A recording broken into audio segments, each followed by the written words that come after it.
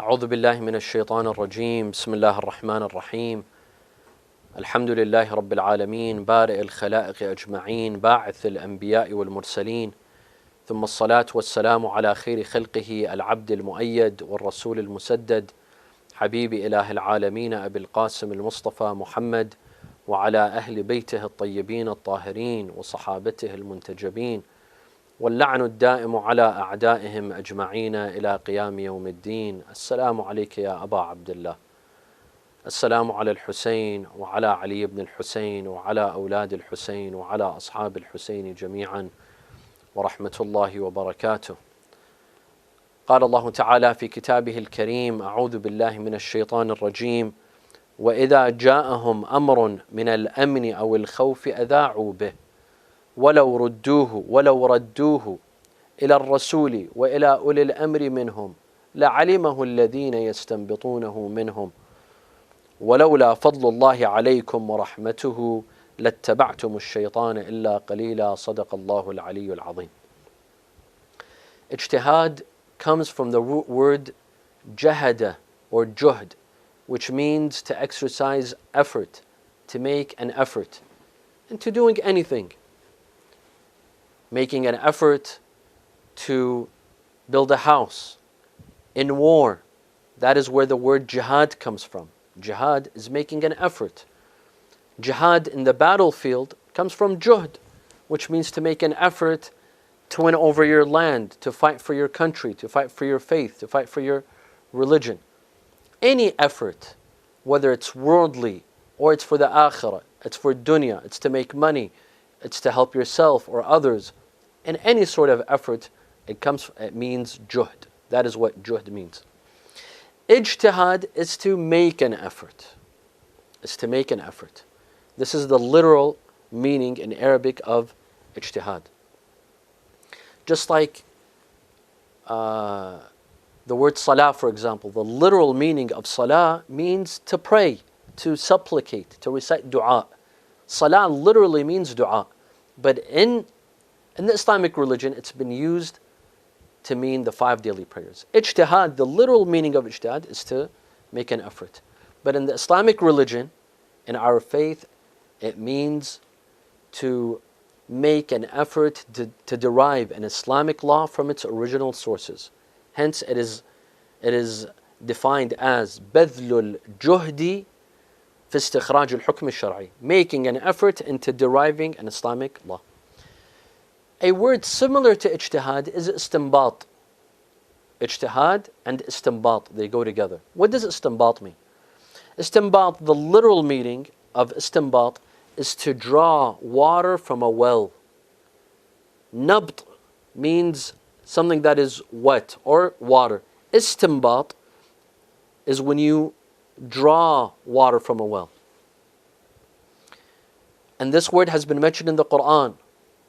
وإذا جاءهم أمر من الأمن أو الخوف أذاعوا به ولو ردوه إلى الرسول وإلى أولي الأمر منهم لعلمه الذين يستنبطونه منه. Those who know, those who are able to draw an Islamic law from its sources the same way that water is drawn from a well. And the process is very similar. The same way that we draw an Islamic, the same way that we draw water from a deep well, we take out that clean, fresh, cold water from the earth that is dug deep. A mujtahid digs deep into the sources to draw out a pure, clean,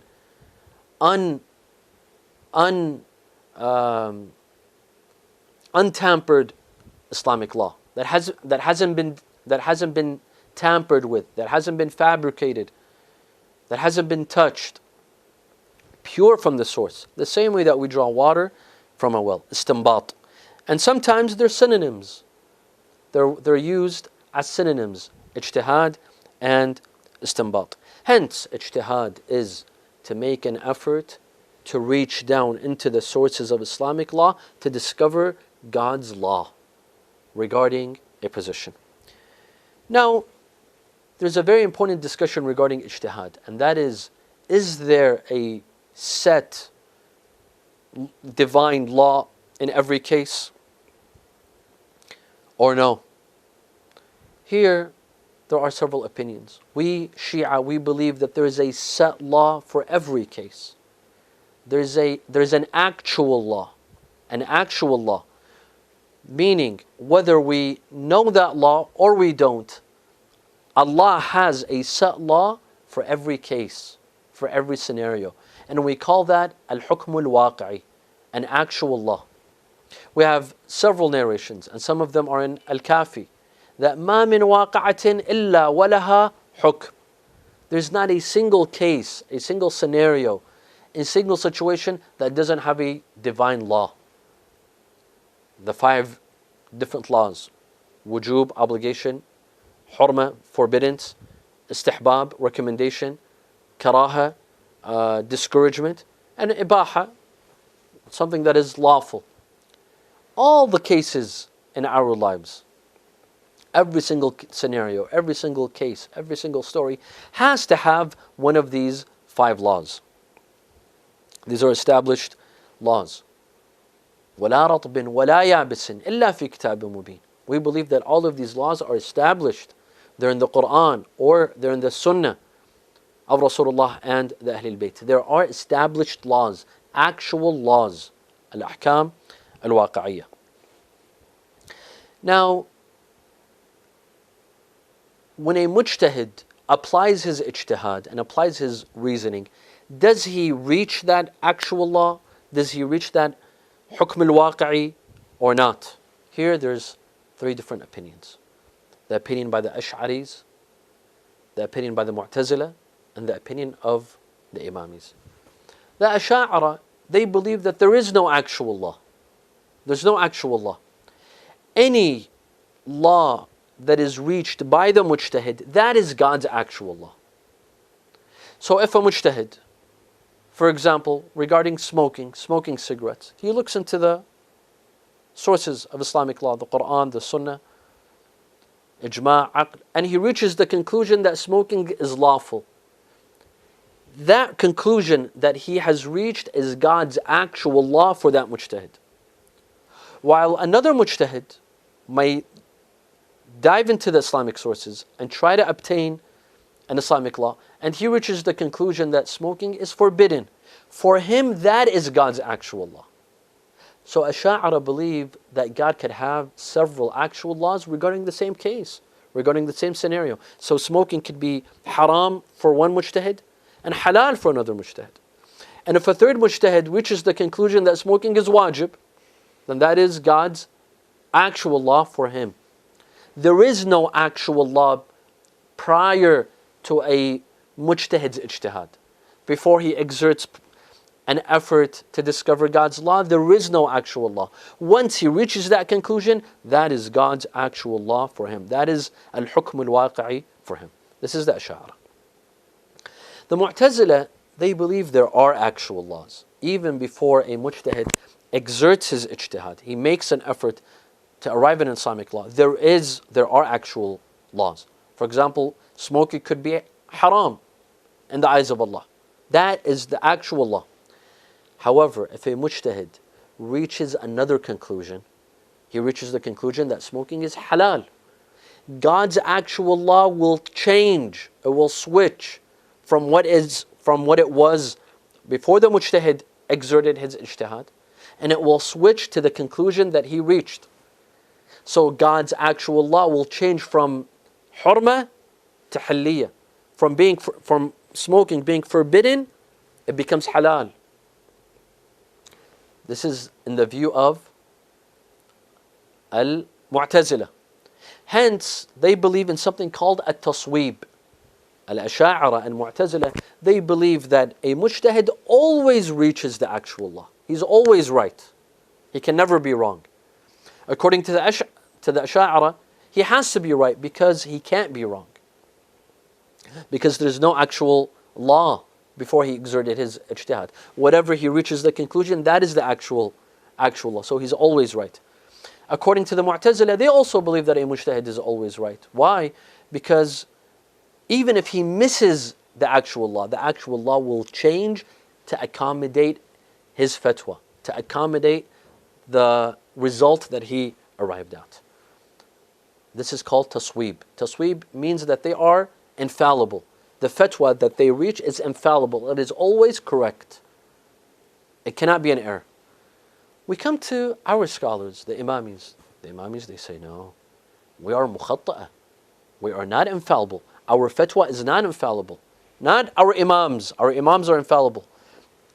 But the ijtihad of a mujtahid is fallible.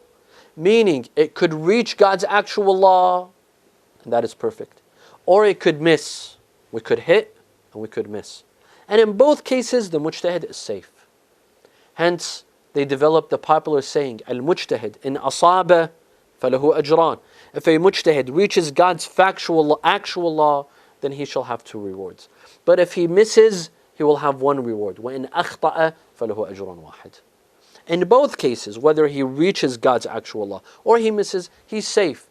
And those who follow him, those who do taqleed of him, they're also safe. But there is a chance that he will miss, but he's safe because he didn't have shortcomings in his ijtihad. He followed the guidelines. He went by the rules of the book and he reached a conclusion. On the topic of ijtihad, we believe that there are 2 types of ijtihad. Al-ijtihad al-tajzi'i and al-ijtihad al-mutlaq. What does this mean? A mujtahid, one kind of mujtahid, has the ability to derive laws only in one chapter of fiqh. For example, he can only perform ijtihad in the laws of ibadat, acts of worship. Why? Because there's plenty of narrations, and this mujtahid is able to understand these narrations. If they contradict one another, he has studied how to accommodate between narrations that conflict, narrations that contradict one another.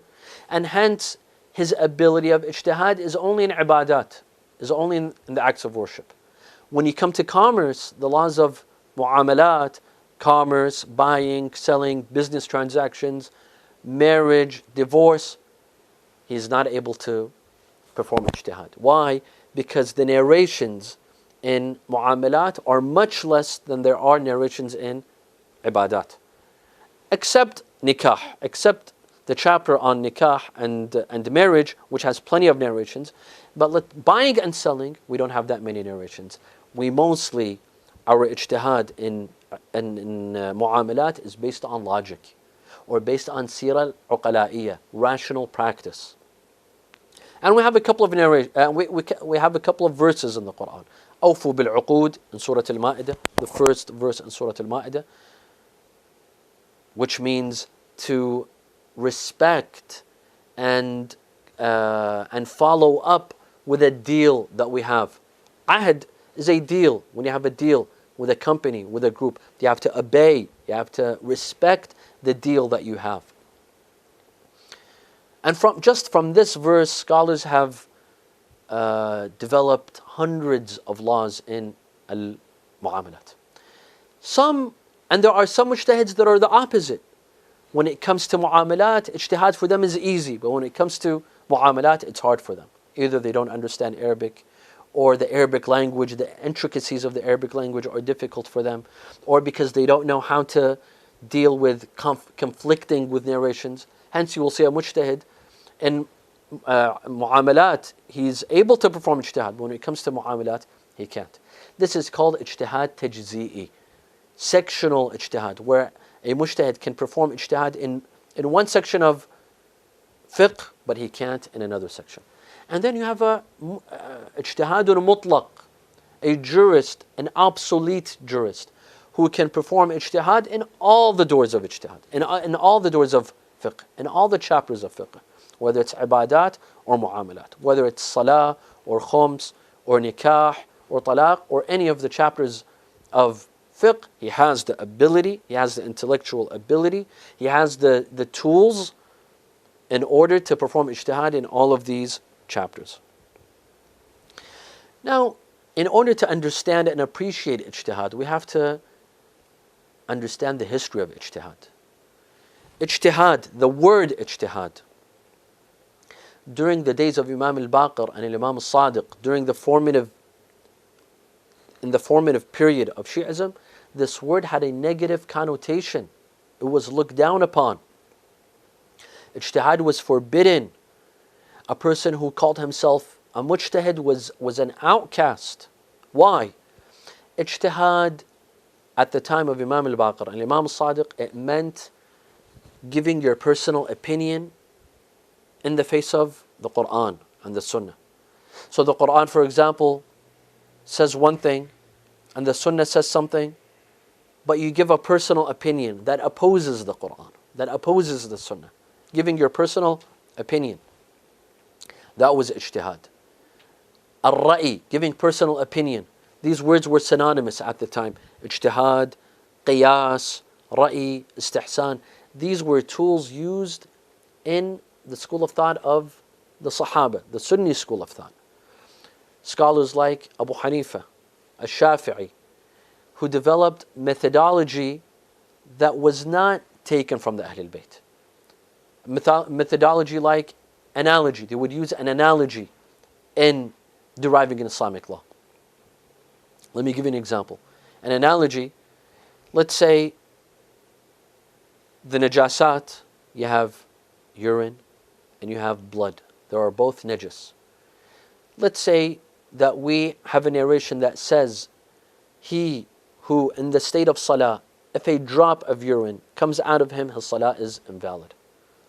A person who performs an analogy says, well, urine is najas, blood is also najas. So if a drop of blood comes out of him in salah, the salah has to be invalid. Why? Because there's an analogy. There's a similarity between blood and urine. While the Ahlul Bayt rejected this. The Ahlul Bayt said, we don't need qiyas.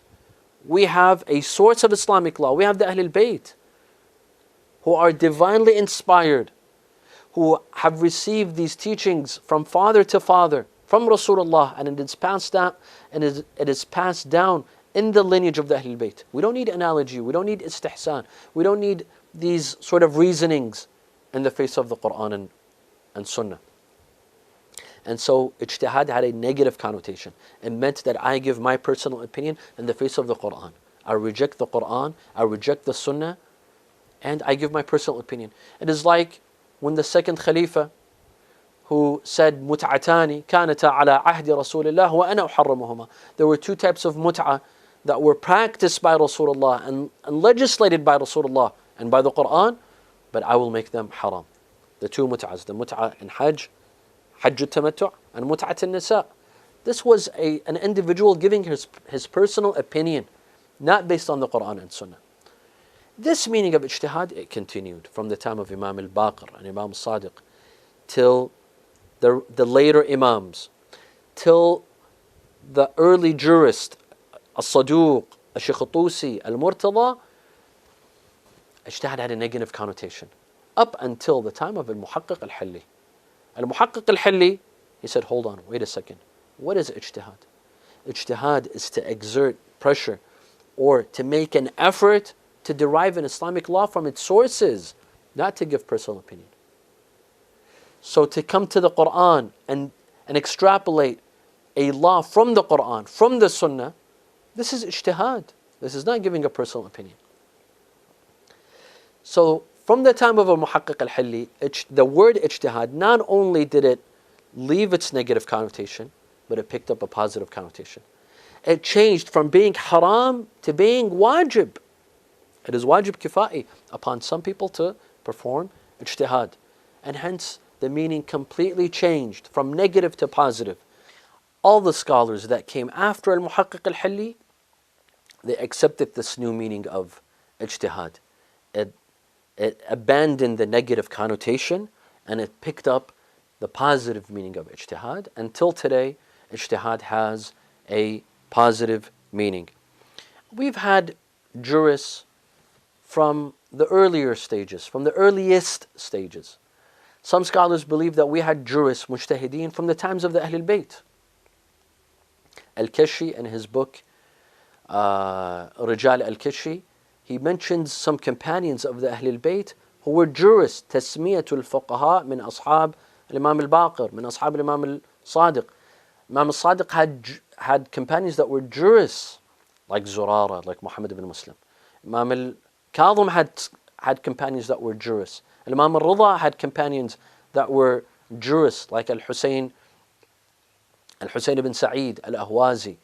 In fact, there are several jurists from Ahwaz that were companions of Imam al-Rida. And then in the minor occultation, al-Ghaybat al-Sughra, we had stronger jurists who developed their methodology and who began writing, and we see their authorship and their scholarship in writing, like Ibn Junayd and Ibn Abi Aqil al-Umani. Unfortunately, their books don't exist today, but we have their opinions.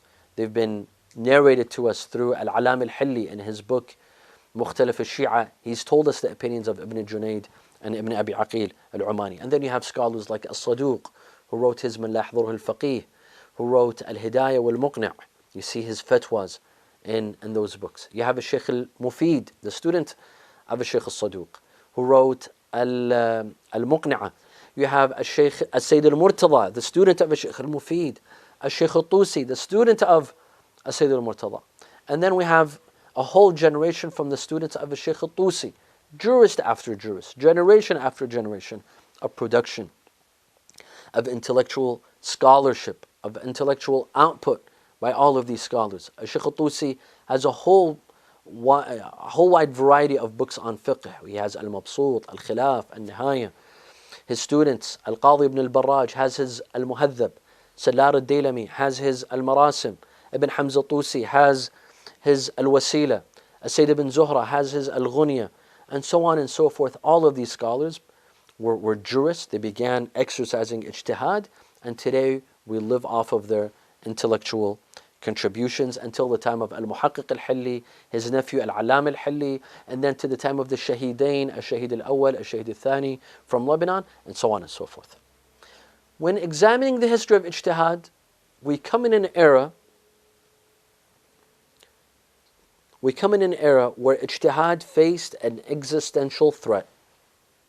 There was a movement that began specifically at the era of the Safavid dynasty in Iran. This movement was known as the Akhbarism, the Akhbari movement. This movement posed an existential threat to ijtihad. Founded by Mullah Muhammad Amin al-Istirabadi, he began a new movement, an intellectual movement against ijtihad. And their major argument, they were extremely upset at Al-Allam al-Hilli. Why? Because Al-Allam al-Hilli instituted a new terminology when it came to the science of hadith. Al-Allam al-Hilli said that not all of our narrations are authentic, meaning sahih. No. The narrations are of four categories. We have sahih, which is a narration that is narrated by a just Shi'i, meaning adlun Shi'i, a righteous Shi'i. The entire chain of narrators are righteous Shi'as. This is a sahih. And then we have al-Hasan, which is a chain of narrators. If one of them they're all Shia, but if one of them, we don't know if he's really authenticated or not. We don't know if he's muwathaq or not. The hadith is called Hasan. We have al-Hadith al-Muwathaq.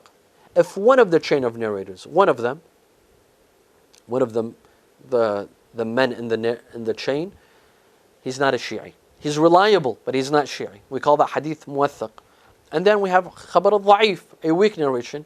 If one of the men in the chain is unauthentic, is unreliable, we don't know, is he reliable or is he unreliable? It becomes Da'if. Akhbaris, they said this is blasphemy, this is heresy. All of our ahadith are authentic, all of them are sahih, to the point that they say Al-Allam al-Hilli destroyed Islam. They say, some akhbaris, they say that Islam was destroyed twice. Once on the day of Saqifa, and the second, the day that Al-Allam al-Hilli instituted the four categories of hadith. Now, what are the general beliefs of akhbaris? First of all, they believe that we cannot rely on the Quran when deriving Islamic law. For two reasons. One, because the Quran has been tampered with. The Quran has been distorted. Not that verses have been added to the Quran, but verses have been deducted from the Quran. And hence we cannot rely on the Quran because this is not the original Quran. This is an akhbari view. Most of our scholars from the usuli side, which we'll talk about in a couple of minutes, do not accept this belief. So this is one reason why the Quran cannot be a source of Islamic law. Two, they believe that only the Ahlul Bayt can understand the Quran. No one other than the Ahlul Bayt can understand the Quran. This is one. Two, they believe that every single narration that we have from the Ahlul Bayt are authentic. Everything in Al-Kafi, everything in Malahdur al-Faqih, Al-Tahdhib, Al-Istibsar, and other books of hadith, they are all authentic and they cannot be questioned. You cannot question the authenticity of these narrations. Questioning the authenticity of any of these narrations is equivalent to questioning the authenticity or the authority of the Imam himself. You see? Questioning the authenticity of these narrations is equivalent to questioning the authority of the Imam himself. So thus, all of these narrations have to be accepted, even if they contradict, even if some of them contradict with the Quran or they contradict with logic. Three, there is no room for aql and reasoning when deriving Islamic law. This is an akhbari belief, that when it comes to deriving Islamic law, there is no room for aql, there's no room for reasoning. Because God's law is above human reasoning. It is above human aql. Human comprehension, human reasoning cannot comprehend God's law. Thus, keep aql and reasoning away from ijtihad and away from deriving an Islamic law. Number four, there are two sciences that are heresy, that are considered blasphemous according to the Akhbari school of thought. Usul al-fiqh and rijal. They believe that these two sciences were taken from the Sunni school of thought. Usul al-fiqh, to derive a methodology in deriving Islamic law, having the tools to deriving Islamic law. This is nonsense. We have the akhbar, we have the narrations of the Ahlul Bayt. That is the only thing we need when deriving Islamic law. Usul al-fiqh is blasphemy. Usul al-fiqh is heresy and it should not be used in deriving Islamic law. Two, rijal.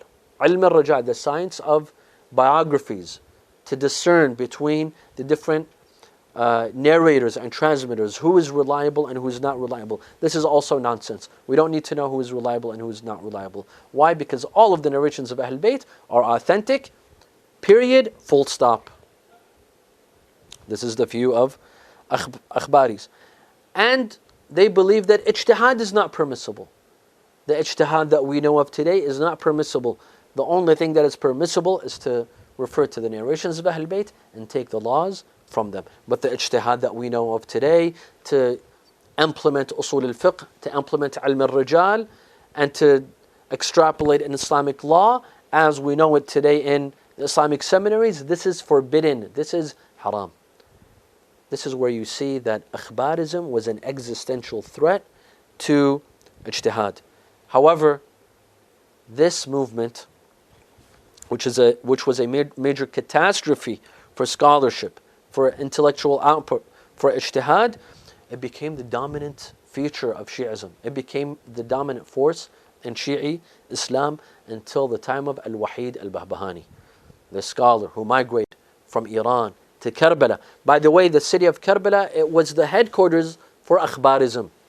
Al-Wahid Al-Bahbahani moved to Karbala and he was able to defeat the Akhbari school of thought intellectually. Intellectually, he was able to defeat the Akhbari school of thought. He was able to bring back Quran to where it belonged. Quran is our main source of deriving Islamic law. It should not be marginalized. Aql is a main source of deriving Islamic law. It shouldn't be marginalized. The akhbar, yes, we accept the akhbar, but not every single narration is authentic. There has to be a methodology in deriving and knowing, discerning between what is authentic and what is not authentic. Hence the need for ilm al-rijal. Hence the need for usul al-fiqh. Usul al-fiqh equips a mujtahid with the essential tools to be able to derive Islamic laws. And Al-Wahid Al-Bahbahani raised a generation of usuli scholars. And here we see the word usuli come in from. He raised usuli scholars in Karbala, in Najaf, and some of them moved to Iran, to Kashan, to Qom, to the various cities. And after that, the Usuli school of thought became the dominant feature of Shi'ism. Now, there's a very important point when we talk about ijtihad. There's a very important fatwa. This fatwa says that it is not permissible to follow, to perform taqleed and emulate a deceased scholar. Adam jawazu taqleed al-mayyit. If a scholar is deceased, you cannot follow him. You have to follow a living mujtahid. Unless you follow the mujtahid in his life, you can continue following him after his death, according to some scholars. For example, those who followed Ayatollah Sayyid al-Khoi in his life, they can continue following him. But if someone now who's 16 years old or 15 years old, who has just become baligh, he's 15, he's become baligh, and wants to perform taqleed, cannot follow Sayyid al-Khoi. He has to follow the living marja', the most knowledgeable of the living marja'. Why? Why can we not follow a deceased scholar? There are various reasons, but one of the reasons behind it is that these sciences are developing. These sciences, the Islamic sciences, ijtihad is developing. It's evolving.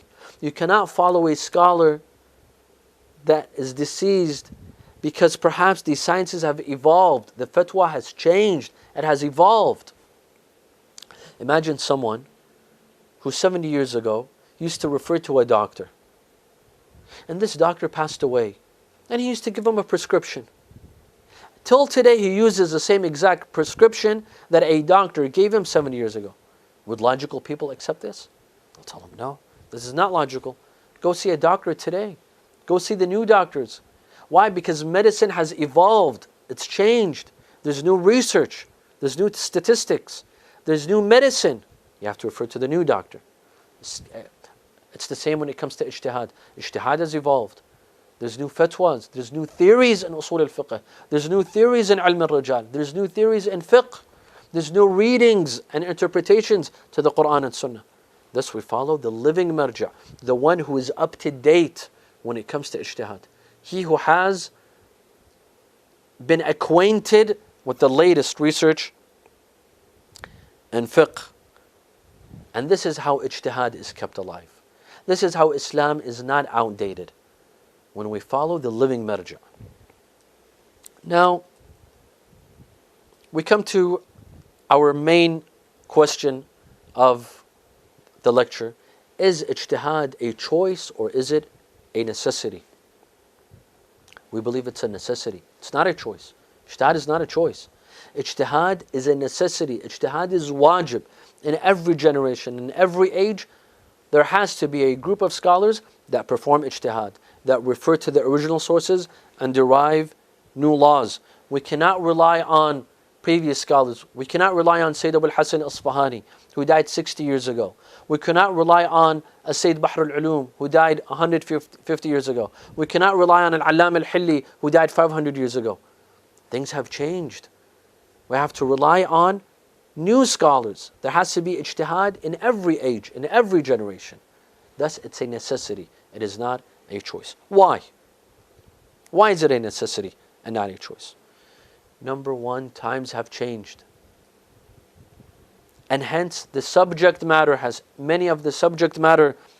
changed. Circumstances have changed. What we used to take as facts 100 years ago, today it's no longer facts.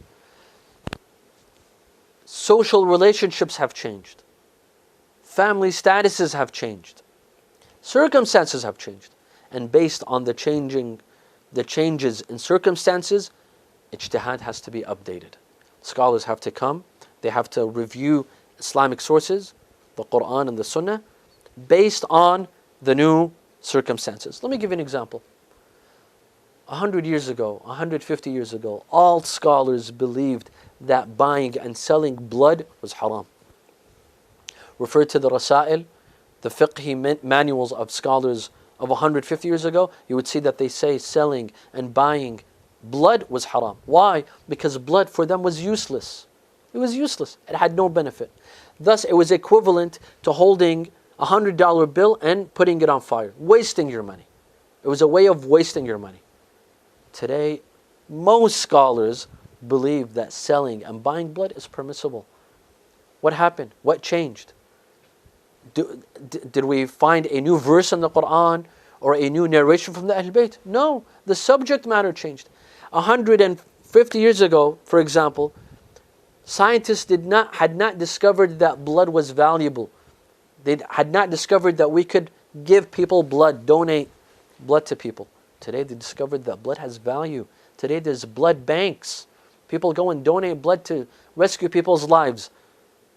And because of the new ijtihad, scholars today say that buying and selling blood is permissible because it has value. Today it has value. There's nothing more valuable than blood today. It changed. Playing chess. Scholars previously all agreed that playing chess was forbidden. Why? Because it was a tool for gambling. Today, there are several jurists that say it is permissible. Why? Because there's new verses and narrations we've discovered that we hadn't discovered before. No, it's the same narrations and it's the same verses, but these narrations are being read differently. The narrations that condemn chess, and there are many narrations that condemn chess. Scholars say yes, that chess was a tool for gambling. It was a game that was played by kings and rulers when they drank, and it was a tool for them to gamble and make money and pass time. And I'm sure we've seen in movies the scenes of a king or an emperor drinking, and he's, in that mood of playing chess, and he's making money and he's gambling. It was that sort of picture. Today, playing chess is not associated with drinking and gambling and rulers and corruption. It is associated with a mind game. It's a mind game. It's a game that enhances your mind. Those who play chess, they're used in warfare, in the defense ministry. Thus, the subject matter has changed, and hence the ruling has changed. Thus, changing of circumstances requires new ijtihad, new interpretation, new readings, dwelling in that well again, and reaching out for that pure water, that cold water, istinbat. We do it again. In every era, in every generation, we delve again into the Islamic sources to derive that Islamic law based on the new circumstances. This is one reason. Another reason is that today scholars are discovering, it's not just scientists that make new discoveries and physicians that make new discoveries. Mujtahids also make new discoveries. Today, mujtahids are discovering that Rasulullah sallallahu alaihi wasallam, some of his rulings were permanent, some of his rulings were temporary. Some rulings were based on him being a legislator, musharra' for all times. Salah 5 times a day. This was a permanent legislation from the time of Rasulullah till the Day of Judgment. While there are other rulings by Rasulullah and by Imam Ali that were meant to be temporary, as political rulers, as political leaders. Let me give an example. Rasulullah in the battle of Khandaq, in the battle of the ditch, when he was advised by Salman al-Farisi to dig a ditch around Medina, and he ordered his companions to dig a ditch around Medina. Should this be applied in every war, in every battle, until the Day of Judgment? Of course not. Rasulullah was looking at the circumstances, the best interests of the ummah at that time, and he gave that ruling. Hence, we have permanent rulings and we have temporary rulings. Some of the laws and narrations have to be reread again. Did Rasulullah meant for them to be permanent or for them to be temporary? For example, capital punishment and apostasy.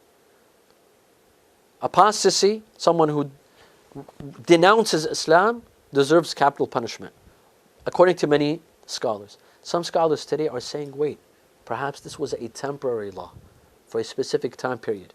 Perhaps the Imam himself did not want this law to be applied at all times. We don't know. We have to come and reread. This is what Ijtihad is all about. To reread the verses, to reread the narrations, and to see what did the Imam mean. Did he want this ruling to be permanent or to be temporary? Also, there are new cases that are arising. How can we rely on the ijtihad of previous scholars when there are new cases arising? There's developing cases. There's cases that former jurists had not heard of. For example, mortgages, credit cards. These are new cases. These came out 50 years ago, 60 years ago, 70 years ago. How can we rely on a jurist 100 years ago regarding seeking out mortgages, credit cards? Banking, the entire banking system didn't exist before. This is something new for us. It maybe came out, I don't know, 100 years ago. This requires new ijtihad on new subject matters. Bitcoin, the Bitcoin that recently came out. What's the ruling on Bitcoin? Today, during the pandemic or epidemic of the coronavirus, there's new rulings. Can a person who is carrying the virus, can he propose to a girl without telling her that he carries the virus? Even if they know that he's carrying the virus, can he still go ahead and marry a person who does not carry the virus? Is he not be putting that person in danger? And so on and so forth. There's new rulings. Salah in the time of the epidemic or the pandemic. How do we pray during the time? Salat al-Jama'ah. How do we pray? This all requires new rulings, new laws, because these are new cases. And hence we need ijtihad in every age, in every period, in every generation. We need ijtihad. Ijtihad is a necessity, my friends. Ijtihad is not a choice. Ijtihad is a necessity. The Ahlul Bayt told us to refer to the narrators, to refer to the scholars, to refer to those who carry the knowledge of Ahlul Bayt. فَأَمَّا الْحَوَادِثُ الْوَاقِعَةِ فَارْجِعُوا فِيهَا إِلَىٰ رُوَاةِ حَدِيثِنَا. As for current issues, for current cases, refer to those who carry our narrations. Those who carry the narrations of Ahlul Bayt, they have a prestigious position in the community. Those who carry the knowledge of Ahlul Bayt, those who have wisdom, those who have foresight, they deserve respect and honor. And in Karbala, we see someone who carried foresight, who carried knowledge, who carried the knowledge of Ahlul Bayt. And that person is exemplified in the persona of Abu al-Fadl al-Abbas, the brother of Imam Hussein alayhi salam. This person who had foresight. The night of Ashura, on the night of Ashura, Shimr ibn al-Jawshan, who is a relative of Abu al-Fadl al-Abbas, he's related to his mother, from his mother's side.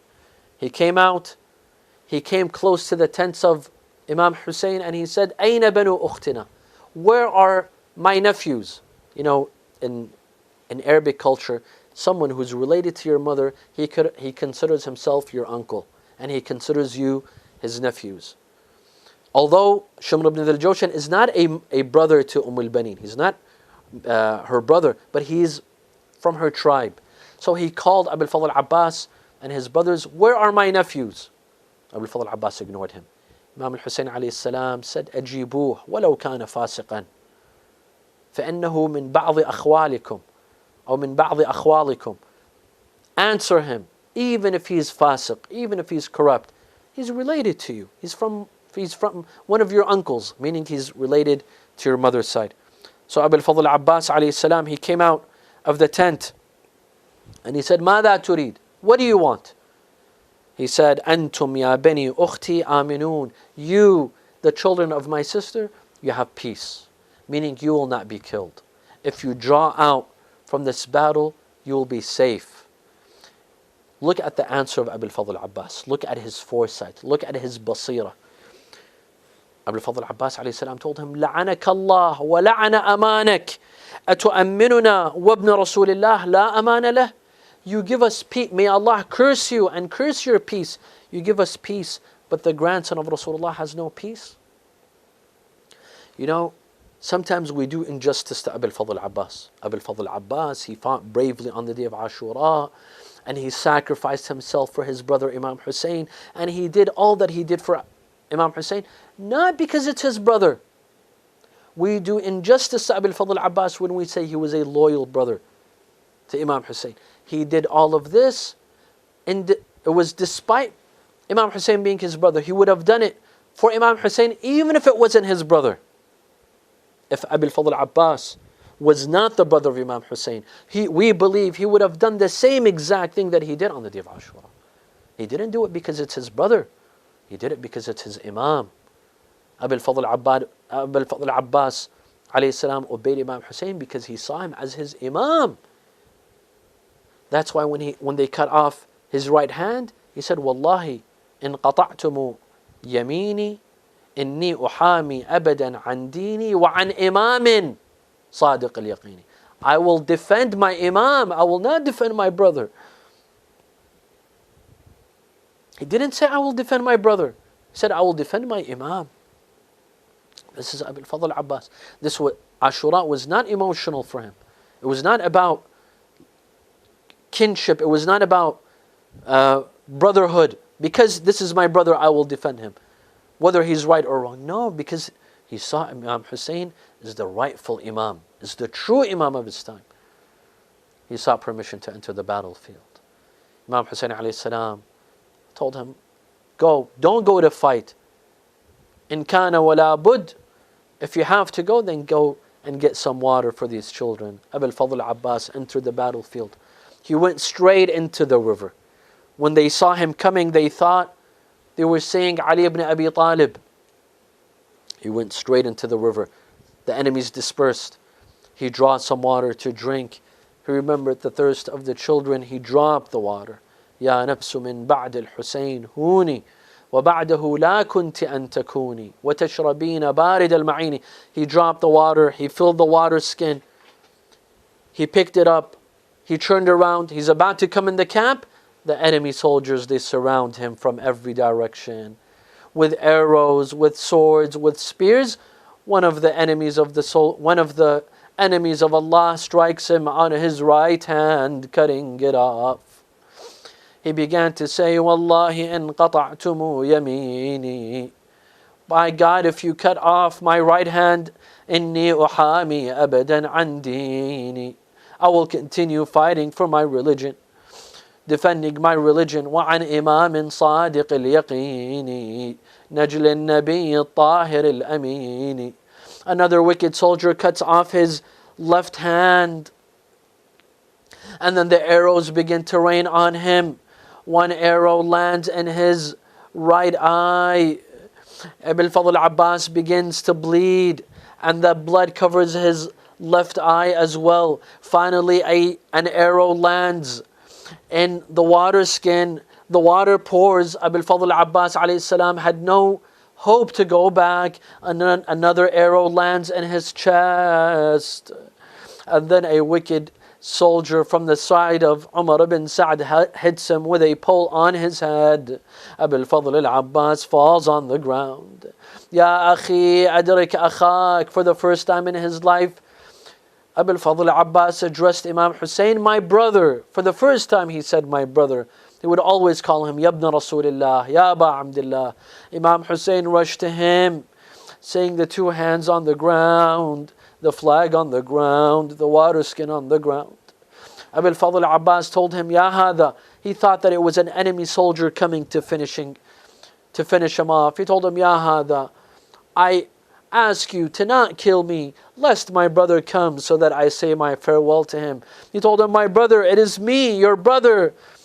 أخي أبا الفاضل الآن انكسر ظهري وقلت حيلتي وشمت بي عدوي. My brother Abbas, my back is broken. My brother Abbas, my enemy is rejoicing. Imam Hussein alayhi salam sat next to Abil Fadl. Moments later, he walked back to the tent. His sister Zainab came to him. Sukaina came to him. Is there any news of our uncle? Imam Hussein couldn't say a word. He went to the tent of Abil Fadl al-Abbas. He held the pole and he dropped it to the ground, meaning the owner of this tent is not coming tonight. They began to shout, Wa Abbasa, wa day'atahu ba'dak. لا حول ولا قوة إلا بالله العلي العظيم. إنا لله وإنا إليه راجعون. نسألك اللهم وندعوك باسمك العلي الأعظم الأعز الأجل الأكرم يا الله. اللهم لا تدع لنا ذنبا إلا غفرته ولا هما إلا فرجته ولا عيبا إلا سترته، ولا خوفا إلا آمنته، ولا رزقا إلا بسطته، ولا شملا إلا جمعته، ولا مرضا إلا شفيته، ولا غائبا إلا حفظته وأدنيته، ولا حاجة من حوائج الدنيا والآخرة لك فيها رضا ولنا فيها صلاح إلا قضيتها ويسرتها يا أرحم الراحمين. وصلى الله على محمد وآله الطاهرين.